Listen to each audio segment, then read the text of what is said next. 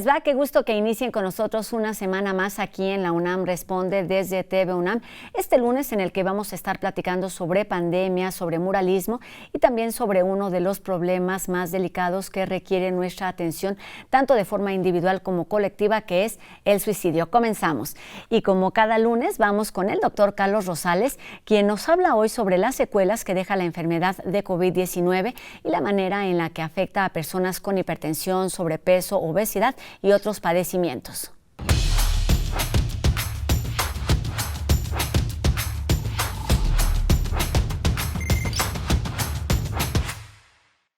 Gracias, Rosa. Muy buenas tardes.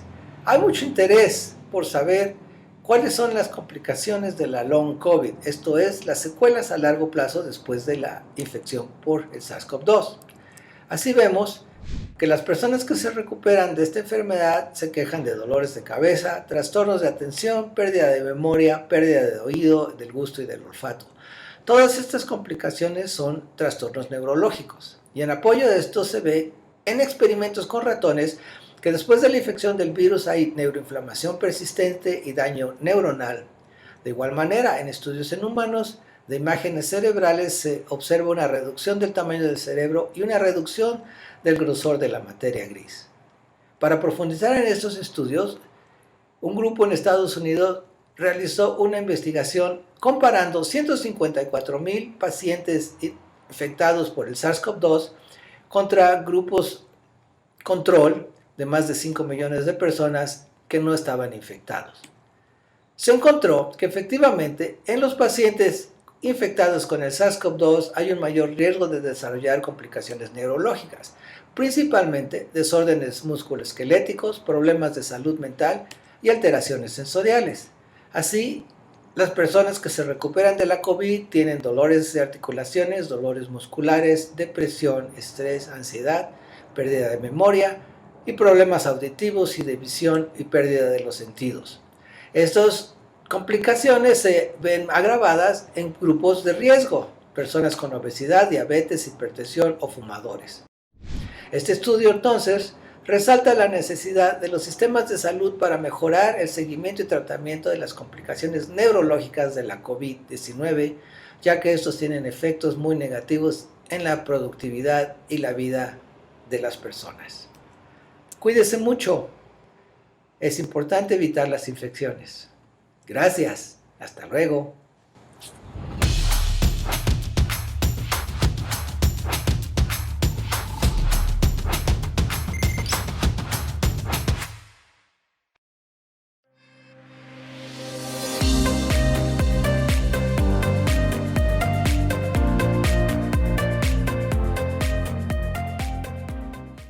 En nuestro país, la población de 18 a 29 años presenta la tasa de suicidio más alta, de acuerdo a datos del INEGI. También hay cifras que indican que durante la pandemia, pues muchos problemas se agravaron, como la depresión, el estrés y la angustia, lo que aumenta el riesgo de suicidio. Para hablar de este tema y de las medidas de prevención que se han implementado desde nuestra universidad, se encuentra con nosotros la doctora en psicología Paulina Arenas Landgrave, del Programa de Atención para Prevención y Riesgo de Suicidio, y quien es además responsable del Centro Comunitario de Atención Psicológica Los Volcanes, que depende de la Facultad de Psicología de nuestra universidad. Doctora, ¿cómo estás? Un gusto saludarte aquí en la UNAM Responde. Muy buenas tardes. Muy buenas tardes, Rosa. El gusto es mío. Pues hablemos de prevención del suicidio. ¿En qué consiste esta campaña, doctora? Consiste en la posibilidad de poder ser mucho más abiertos a hablar acerca de lo que es el suicidio. Necesitamos hablar de este tema desde espacios que nos permitan compartir experiencias, vivencias personales y no solamente sobre el dolor que puede estar relacionado con el deseo de quitarnos la vida para algunos jóvenes especialmente, que es la población que, pues, tanto en los datos estadísticos como en lo real nos indica que son aquellos que se encuentran entre los 18 y 29 años que presentan un mayor riesgo de tener ideación suicida o deseos de quitarse la vida y realizar algún tipo de acto al respecto. Entonces, esta campaña está dirigida a poder socializar un poco esto, pero desde espacios cuidados, de espacios que sirvan de contención y de orientación. Y esta campaña, pues es una campaña que se diseña desde personas que han tenido algún tipo de situación y experiencia personal en relación a cómo se han sentido y qué han hecho para poder encontrar alternativas y vivir este dolor y convertirlo en un aprendizaje de vida y redireccionarlo hacia construir vidas que les valga la pena vivir a ellos. Doctora, lo mencionaste muy brevemente y debemos hablar de suicidio. ¿Por qué? ¿Cuáles son los beneficios y por qué hacerlo desde un entorno universitario en donde pues se encuentra un mayor número de población, digamos, en este rango de edad? ¿Por qué hacerlo desde nuestra universidad y cuáles son los objetivos, los beneficios que se pueden tener en este tema? Hacerlo desde nuestra universidad implica el poder generar estos entornos de comunicación y de diálogo y que permitan tener estos espacios seguros, ¿no? ¿Por qué? Porque también tenemos diferentes alternativas y se han desarrollado a lo largo de los últimos años diferentes alternativas para poder orientar a los jóvenes. Creo que pues la universidad desde ese compromiso que tiene, esa responsabilidad y también la oportunidad de estar en contacto con tantos jóvenes en este rango de edad que les mencionaba, donde sabemos que pueden presentar diferentes situaciones de vida muy estresantes que pueden asociarse a pues manifestar este hartazgo, esta desesperanza, este cansancio, etcétera, ¿no? Asociado con el comportamiento suicida. Entonces, ¿por qué la UNAM? Porque pues es este espacio donde se desarrollan también múltiples acciones y actividades vinculadas con la promoción de la salud mental y en este caso con la prevención del suicidio. Tenemos un modelo que se ha venido trabajando en los últimos años también desde nuestra universidad para nuestros universitarios que están vinculados a generar como estas diferentes alternativas de orientación, de apoyo emocional, de contención y de tratamientos también para aquellos que lo deseen. Esa es la razón por la cual creemos que esta campaña es tan importante desde nuestra universidad para nuestros universitarios. Y como te mencionaba, Rosa, esta campaña surge en función de experiencias personales que algunos de los usuarios que justamente recibieron una atención en los diferentes escenarios de atención psicológica de la facultad pueden compartir su vivencia en relación a lo que son para responder diferentes mitos y creencias que pueden distorsionar nuestra manera de entender el por qué se presenta el comportamiento suicida. Eso es algo que nos ayuda.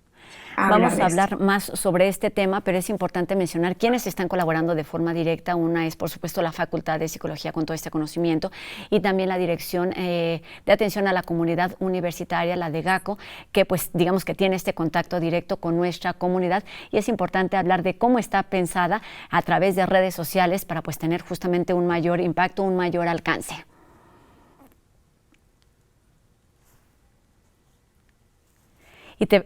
¿Doctora? Sí. Perdón, te quería preguntar, más bien me quedé ahí en una pausa, sobre las etapas. ¿Cómo están planteadas estas distintas etapas de promoción que incluye pues justo estos testimonios, pero también identificar señales de alerta, testimonios y también, centros de apoyo y mitos? Bien, sí, las fases, justo como lo menciona Rosa, tuvimos dos fases centrales. Una está vinculada a poder identificar desde esta primera aproximación sobre qué tipo de campañas existían en nuestra comunidad relacionadas con suicidio y veíamos que realmente no habían campañas más que sí se tocaba el tema de manera muy general, ¿no? Había más campañas vinculadas con la salud mental, que por supuesto está vinculado totalmente con la prevención del suicidio.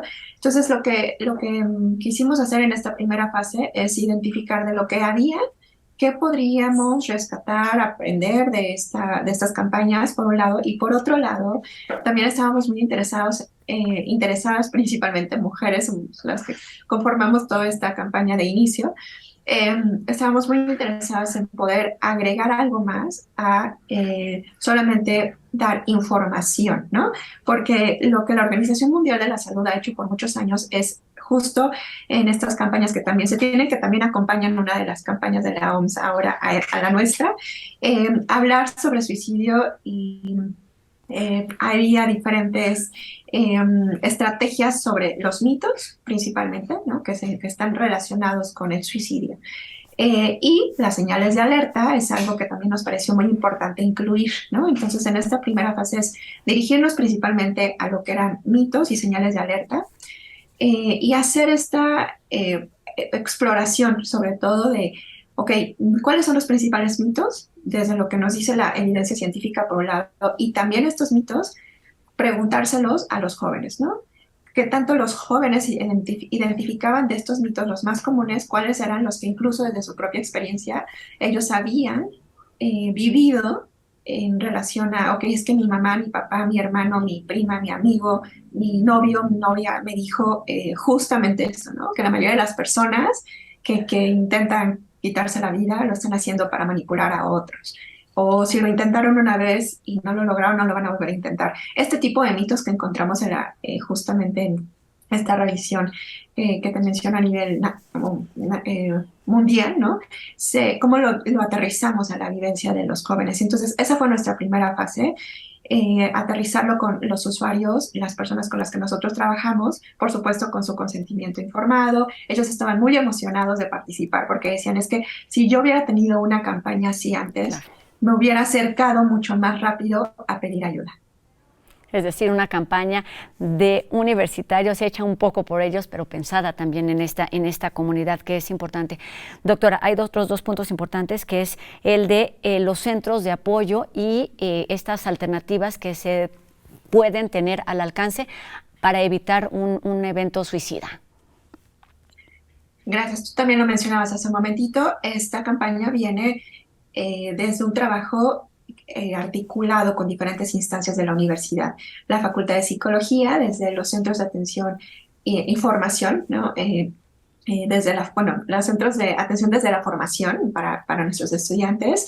Desde esta coordinación se tienen múltiples acciones también para la promoción de la salud mental, y la campaña entonces se suma a todo lo que desde la Facultad de Psicología ya se hace por un lado, y por otro lado también nos articulamos mucho con la Dirección General de Atención para la Comunidad, que además ha hecho un trabajo maravilloso para aterrizar también este tipo de elementos y que sean de fácil acceso a toda nuestra comunidad. También por eso lo pensábamos como una campaña para redes, ¿no?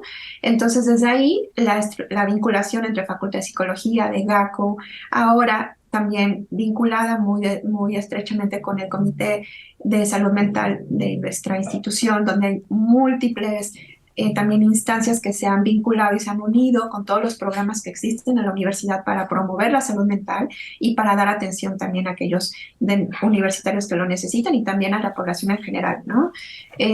Entonces, bueno, desde ahí, el cómo nos vinculamos para que para que esta campaña pudiera llegar incluso a muchas personas.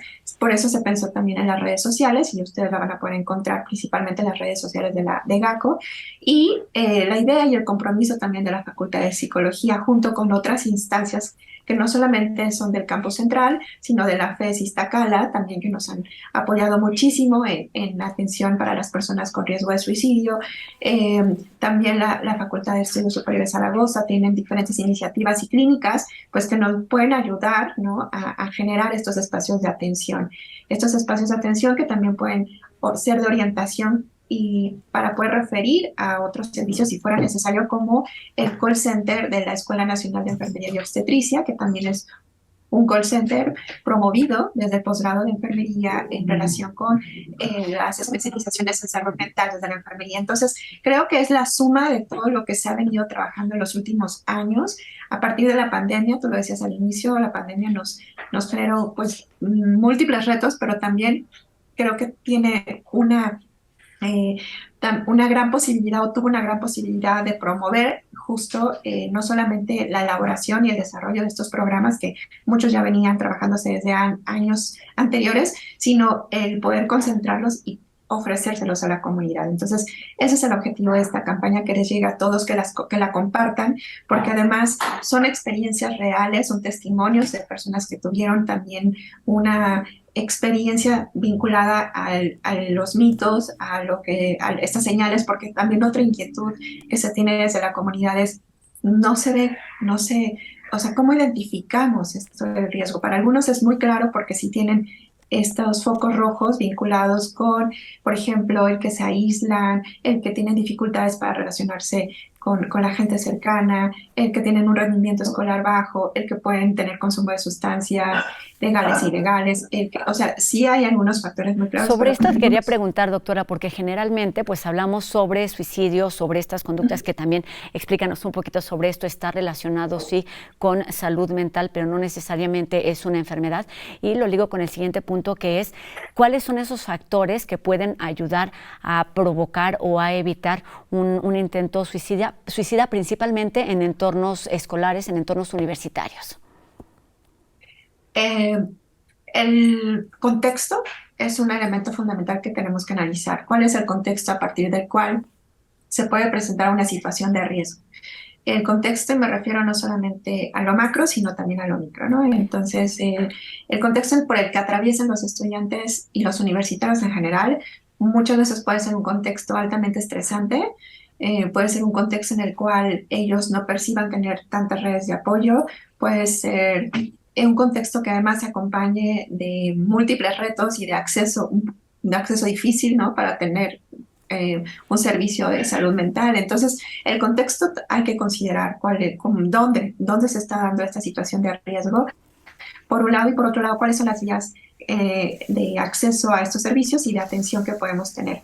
En relación a eso, sí hay múltiples señales, como mencionaba, que podemos identificar para prevenir pues una muerte de suicidio en nuestra comunidad, que hay diferentes tipos de aproximaciones para esta prevención. Por un lado, claro, lo que queremos cuando ya hay una situación de riesgo inminente o de riesgo alto, muy alto, que puede poner en riesgo la vida a la persona, en riesgo de su vida, o sea, a esta persona en riesgo de quitarse la vida. Bueno, ahí hay una serie de acciones y mecanismos que deben de llevarse a cabo por diferentes instancias, pero lo que más nos interesa es también trabajar desde entender qué está pasando con estas personas y cómo ayudarles. Eso es lo que más nos importa desde la parte clínica, a no solamente que no se quite la vida, sino entender su dolor un poco más profundamente y entender qué es lo que ellos necesitan para poder tejer o construir diferentes elementos que les ayuden a encaminarse a estos logros objetivos que a lo mejor se han visto pues mermados o frustrados o no sé, todo aquello que se acompaña al deseo de querer morir, ¿no? Entonces, creo que esas acciones nos pueden ayudar desde estas dos vías. Por un lado, a la acción inmediata desde nuestra universidad. ¿Qué tenemos que hacer cuando se presenta esto? Pero ya una vez que este nivel de riesgo disminuye, ¿qué tenemos que continuar haciendo para fomentar en nosotros pues, una salud mental que nos ayude a alcanzar aquello que nos es valioso en nuestra vida? Por supuesto, todas estas redes de apoyo y estas posibilidades que ofrece nuestra universidad a través de muy distintas instancias son indispensables, pero ayúdanos justamente para terminar la entrevista de la importancia de lo que se está buscando, que es prevenir. ¿Qué es lo que se tiene que hacer? Digamos, ¿cuáles son esas señales que debemos identificar principalmente en el entorno en el que nos desenvolvemos y en el que estamos hablando, que es pues la escuela? Bueno, pues prevenir implica muchas cosas, entre ellas en el día a día, que nosotros seamos muy conscientes de cómo estamos articulándonos con nuestra propia salud mental, desde cuestiones básicas de alimentación, de sueño, de manejo del estrés. Cuando empecemos a identificar que ya la respuesta que estamos dando ante las diferentes situaciones estresantes en nuestro entorno escolar nos está rebasando, es decir, aquello que yo hacía para relajarme ya no me está funcionando, para manejar en mi nivel de estrés y de ansiedad ante las evaluaciones, ante la entrega de trabajos, incluso hablando no solo de lo escolar, sino de lo laboral también en nuestra comunidad, de dificultades y roces con mis colegas, con mis compañeros de trabajo. Cuando yo estoy identificando que hay un nivel importante de hartazgo, de desesperación, de malestar, de frustración, de enojo, de irritabilidad manifiesta de diferentes maneras en mis acciones, ¿no? Es cuando tenemos entonces ya señales muy claras de hay que hacer cosas a lo mejor distintas a las que hemos venido haciendo para poder disminuir mi nivel de ansiedad. Sobre todo la ansiedad está muy estrechamente relacionada con la posibilidad pues, tener conductas de riesgo, ¿no? Entonces, creo que esa es una señal importante de alerta. A la que podemos estar atentos todos, vamos, en casos personales, pero también atentos a nuestro entorno, a nuestros compañeros, lo decías ya, es muy importante el contexto en el que nos desarrollamos, y es muy importante también como este apoyo de contención para evitar estas conductas, estos intentos suicidas, y qué bueno que sucede en nuestra universidad esta campaña. Hablemos de prevención de suicidio principalmente en redes sociales, pues para llegar al público que más afectado está en esta etapa, que son los jóvenes entre 18 y 29 años. Doctora, muchísimas gracias. Paulina Arenas Landgrave, del Programa de Atención para Prevención y Riesgo del Suicidio. Muchas gracias por estos minutos, por esta información. Y sí, sigamos hablando de este tema. Muchas gracias, Rosy. Gracias, doctora. Muy buena tarde.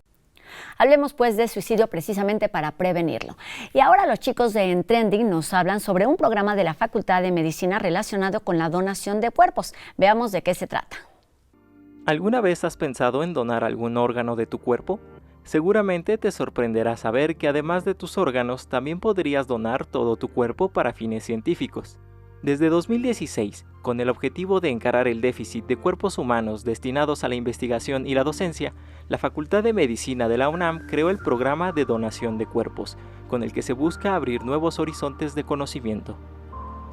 El programa de donación de cuerpos nos permite estudiar a nuestra población mexicana, número 1, tener proyectos de investigación en población mexicana, permite que nuestros residentes y nuestros médicos se preparen y que la curva de aprendizaje que tenemos todos los médicos, sobre todo todos los que se dedican a la parte quirúrgica, que la curva de aprendizaje sea en las personas que donaron su cuerpo para ese fin y no la curva de aprendizaje la tengan en el paciente, ¿no?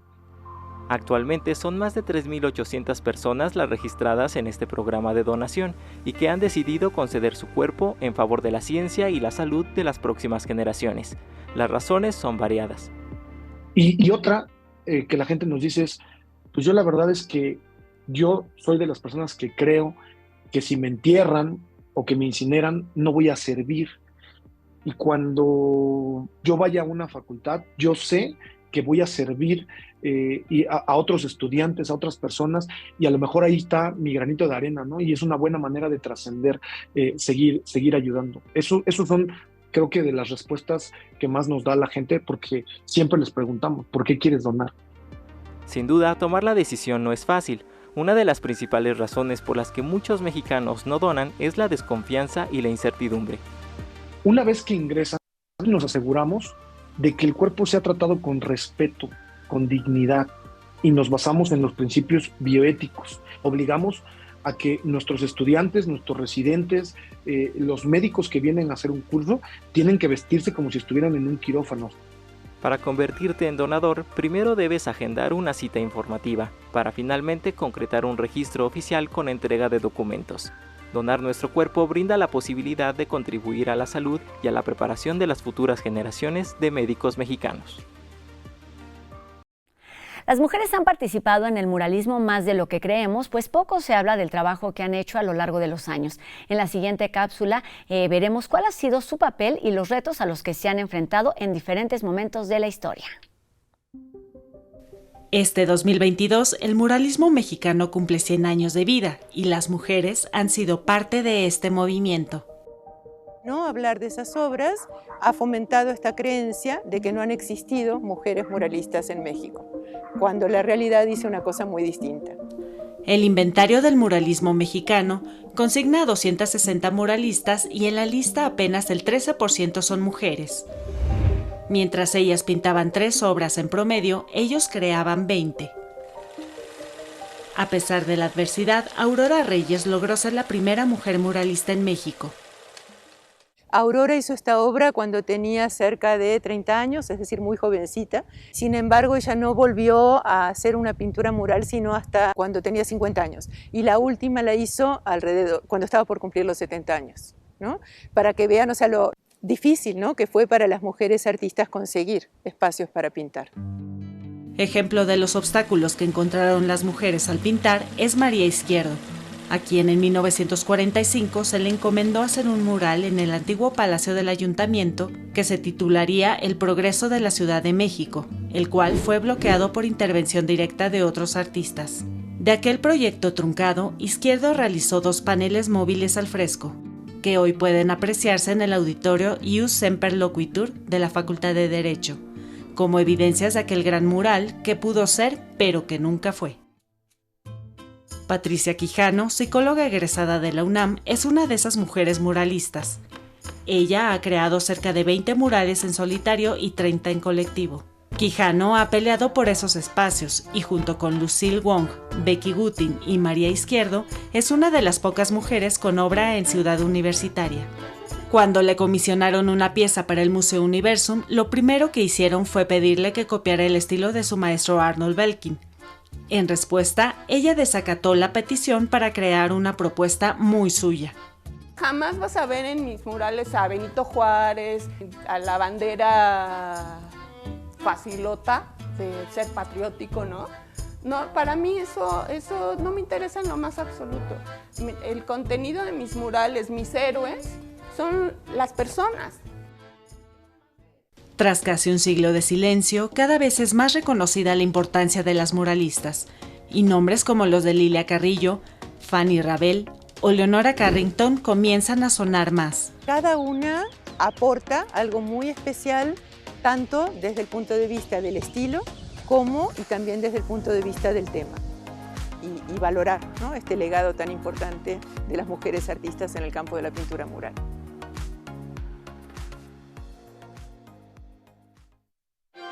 UNAM, 100 años de muralismo. Importantísimas estas cápsulas que nos permiten tener un panorama más amplio de lo que ha sucedido a lo largo de 100 años de muralismo universitario y por supuesto del muralismo en nuestro país. Con esto terminamos nuestro programa de hoy y con la invitación a que nos hagan llegar sus dudas, sus comentarios y los temas que les gustaría que abordáramos aquí de la mano y de la voz de nuestros especialistas universitarios. Los invitamos también a que nos acompañen el día de mañana en una nueva emisión de La UNAM Responde, por supuesto 2:30 por TV UNAM. Adiós.